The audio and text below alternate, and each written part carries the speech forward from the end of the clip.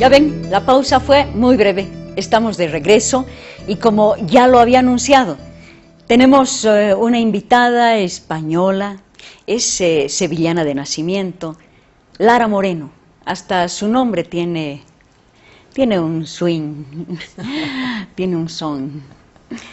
Yo no sé si hay algún sevillano o sevillana que no sea poeta, que no sea cantante, que no sea artista. Sí que hay. Sí.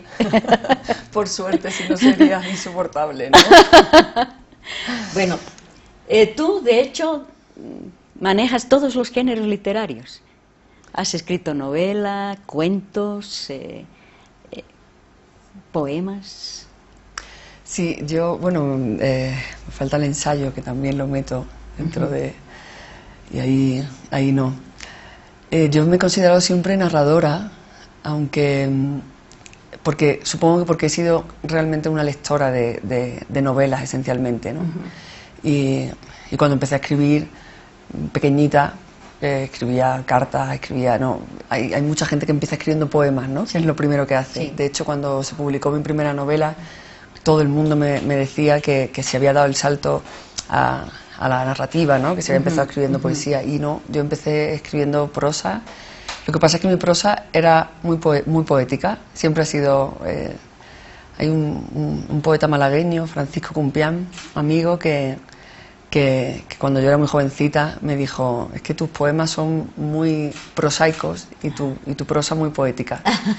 Y entonces, en realidad, hace tiempo que juego a intentar romper también esta cuestión de género, porque creo que tanto el relato como la novela como la poesía son tres formas diferentes de enfrentarse a la escritura, claramente, y tres formas diferentes de imaginar y de sentir la literatura.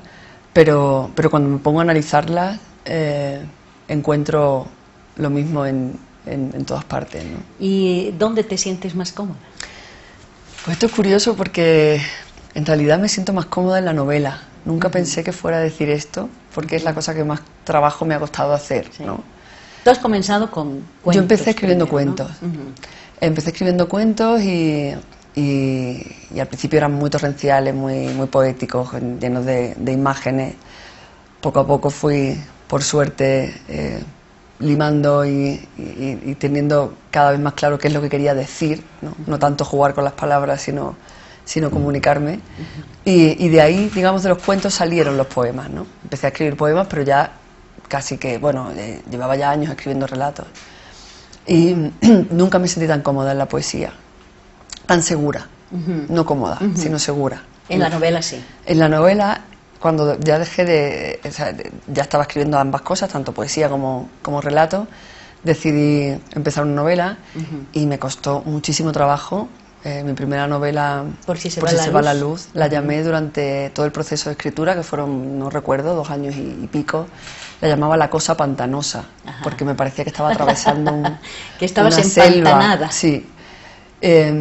Pero claro, como es la que más se alarga en el tiempo, la que más necesita de la capacidad de soldado que tenemos todos y la que es la que en realidad es el reto más grande, que literariamente la novela es para mí el reto más grande, ¿no? Porque además hay que mantenerla durante mucho tiempo. Sí. Y también me da la satisfacción de estar tener un mundo paralelo que dura mucho tiempo. Entonces cuando la terminé... Convives con otros personajes, en otros lugares, tienes otra realidad. Tiempos. Y entonces cuando la terminé y luego la corregí, cuando me di cuenta de que había podido hacer una novela, fue donde me sentí más cómoda. Pero quizás es por la parte... Quizás por la parte técnica, porque en realidad es donde me pongo los retos más grandes y donde al final, bueno, sudo más, pero luego me siento muy bien. La poesía es algo mucho más emocional, ¿no? Y el relato pues está entre medias. Sí. Cuando comenzaste con los cuentos, con las narraciones cortas, eran historias que las encontrabas en la calle, las habías escuchado. En realidad las imaginaba. Yo creo que no he empezado a hacer realmente digamos, un retrato del mundo en el que vivo o vivimos hasta ya tener una cierta madurez. Yo creo que mis primeros relatos, mi primer libro de relatos, que se llama Casi todas las tijeras, me parece ahora un delirio, ¿no? Creo que en ese momento lo que más me inspiraba era la literatura. Entonces, en realidad era un reflejo de todo lo que yo leía. Y los personajes eran casi espectros, ¿no? A los que les ocurrían cosas, pero estaba un poco atravesado por una especie de realismo fantástico, un poquito, ¿no? No llegaba a ser realismo fantástico, pero bueno, sí tenían un punto extraño. Cada relato estaba entre medias, ¿no? De la realidad y de otra cosa diferente. Jugaba mucho más, era un juego. ¿Qué leías? En ese momento estaba... era el boom latinoamericano, pues estaba poseída por él, supongo. Cortázar, Cortázar era Dios en ese momento. Y bueno, leía en realidad leía lo que caía en mis manos. Yo dormía en mi habitación, era donde mis padres tenían la biblioteca, así que leía lo que podía. Sí. No tenía rasero y por suerte, porque me leí libros sin ton ni son que no me habría leído y era muy jovencita y me los leía a ciegas, y luego cuando me daba cuenta a los años de cómo me he leído El lobo estepario, cuando me he enterado de nada, ¿sabes? Sí. Pero me lo he leído. Pero leía Cortázar. Se me pegó mucho Cortázar, porque Cortázar es algo muy pegajoso, muy contagioso. Y ya luego me fui alejando de todo eso. Y de los personajes, tus personajes, me imagino que tienes algunos que son como los entrañables, ¿no? Tengo personajes Mira, eso también pasa con la novela y no tanto con el relato. Por eso me fascinó tanto escribir una novela aunque fuera tan duro, porque convives con una realidad donde además hay gente, ¿no? O sea, no solamente donde estás intentando... Bueno, yo creo que todos escribimos a partir de una forma u otra, a partir de nuestras obsesiones y nuestras preocupaciones y nuestras filias y nuestras fobias. Y Por si se va la luz, que fue mi primera novela, hice una novela coral, ¿no? Entonces, cada personaje tenía la misma relevancia y cada personaje, de hecho, habla a lo largo de la novela más o menos las mismas veces cada uno, hablan casi todos igual. Y quise hacer un micromundo donde hubiera gente, entre comillas, de todas las edades, ¿no? Y entonces siempre tengo, sobre todo en las novelas, las dos que tengo y en la que estoy escribiendo ahora, también me está pasando, siempre hay un personaje que es una especie de trasunto de mí misma, pero no. O sea, siempre tengo un personaje que más o menos tiene mi edad, que tiene una profesión más o menos parecida a la mía y que puede tener cosas que tienen que ver conmigo, pero suelo trazarla a ese personaje de forma que se aleje de mí lo más posible. Intento que me caiga un poco mal al principio, para que no sea yo, ¿no? Para poder volcar en él, en ella, todo lo que quiero volcar, pero para tratarla como un personaje y divertirme con ella también, y para tener esa distancia, ¿no?, que hace falta entre el autor, el narrador y el personaje, ¿no?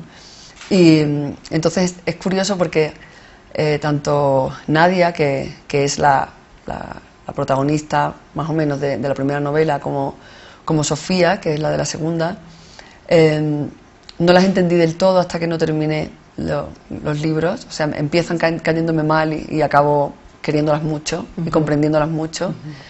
Y luego tengo un recuerdo de dos personajes muy entrañables realmente, que son Damián y Elena, que son dos... Elena es una señora muy mayor que vive en ese pueblo deshabitado donde yo inventé la novela, y Damián también. Son dos ancianos que están al final de su vida y a los que recuerdo con muchísimo cariño, ¿verdad? Tú estás en Bolivia, tenemos la suerte de tenerte aquí. en el marco de la Feria Internacional del Libro. Y en la Feria Internacional del Libro tú has tenido una ponencia. ¿Qué leen las mujeres? Y bueno, cuando yo he visto, he dicho, esa es una de las preguntas que quiero hacerle. ¿Qué leen las mujeres? Las mujeres leemos de todo, ¿no? Ajá. Eso lo sabrás bien tú. Sí, sí. Leemos de Las todo. mujeres es verdad. leemos de todo.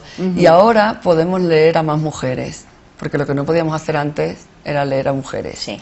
Pero ahora leemos a mujeres porque Sí. podemos. El boom latinoamericano, ¿cuántas mujeres? Ninguna. ¿No? Ahora yo he tenido la suerte de conocer a Elena Garro, por ejemplo, que mexicana que no conocía y que prácticamente es precursora del realismo mágico. O sea, no, tenemos la suerte de leer a muchas mujeres contemporáneas y tenemos el trabajo de seguir investigando y recordando a otras muchas mujeres que todavía que son unas diosas de la literatura y están escondidas, ¿no? Yo tengo muchísimo trabajo pendiente y bueno, creo que en esta pregunta también se encierra algo que el otro día me preguntaban también en España, ¿no? En otra entrevista, que bueno, que se había notado mucho este patriarcado, ¿no? En el mundo de la edición y de la literatura y tal. Y yo,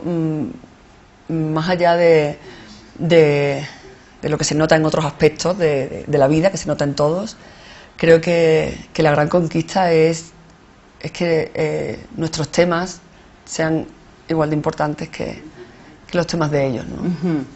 Porque nos competen a todos y no solo tenemos más escritoras, sino que también tenemos más presencia con las cosas que de repente son las que más nos interesan. Claro, no, es que hay temas que han estado completamente obsoletos, ¿no? Sí. Y escondidos, como bueno, no vamos a hablar de la maternidad, pero bueno, es un tema del que ahora se está escribiendo por fin, ¿no? Sí. Con todos sus demonios. Claro, con ¿no? todos sus demonios, claro. Sí. Y para mí la victoria será cuando, igual que nosotros los hemos leído a ellos, sin ningún prejuicio, Sí. ellos nos lean a nosotras sin prejuicios también. Y nosotras sigamos escribiendo, que Claro. tú sigues escribiendo, ¿no? Vamos a hacer una pequeñísima pausa nuevamente y vamos a continuar con esta conversación sobre literatura, sobre libros con Lara Moreno.